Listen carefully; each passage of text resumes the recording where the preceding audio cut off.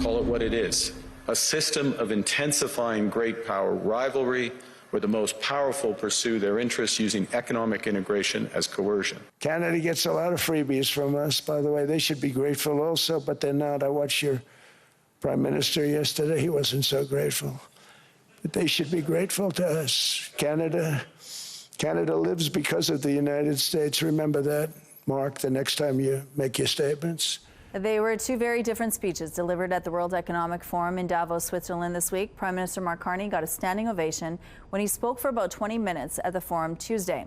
U.S. President Donald Trump used part of his speech yesterday to directly challenge Carney, saying Canada should be more grateful for, quote, a lot of freebies we get from the U.S.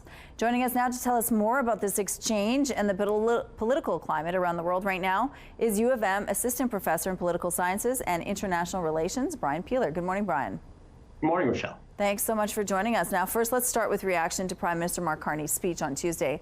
It's getting a lot of traction on social media. What was his main message, and how is it being received?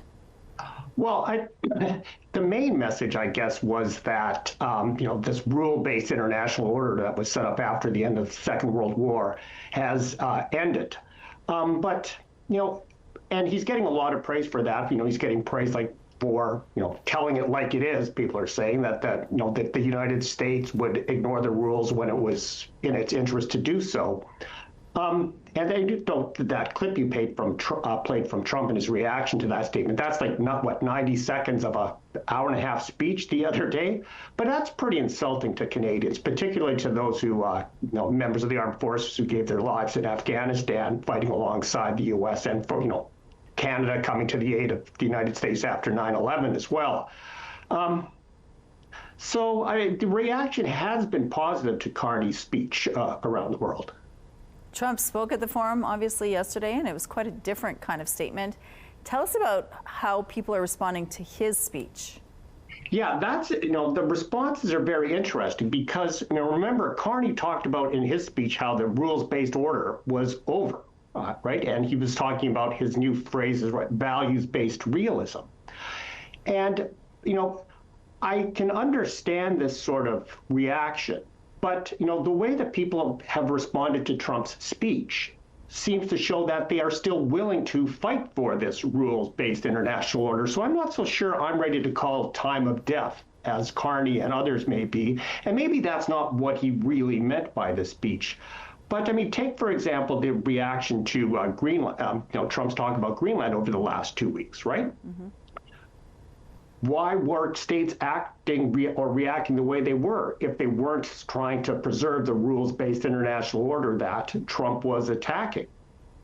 So, like I said, I'm not, I understand the sentiment here, but, I still think there's something worth fighting for. Donald Trump did step down from threats to Greenland yesterday, though, saying he wouldn't invade Greenland with force and that tariffs would not be imposed on European nations. Tell us more about what happened there and what happened with Ruda yesterday as well. Yeah, I'm not sure we do know what happened there yet. This is either an example of Carney said about middle powers getting together and challenging the United States when they think they're wrong and being able to get the United States to climb down from an action that is, clearly not in our state's interest and, making an argument that it's not in the United States' best interest either. Or it may just be the fact that, Rutte dangled something in front of Trump that he, liked and, suddenly changed his mind. Or it may be, that he, really just explained to Trump how NATO, the Atlantic Charter actually worked, and that, Trump said, oh, right, this is how things work, and so we've already got access to Greenland. We don't need to annex it. We're really, what this framework agreement is, we're really not sure until as with many things with Trump, until it's seen in writing, we're not sure what actually happened.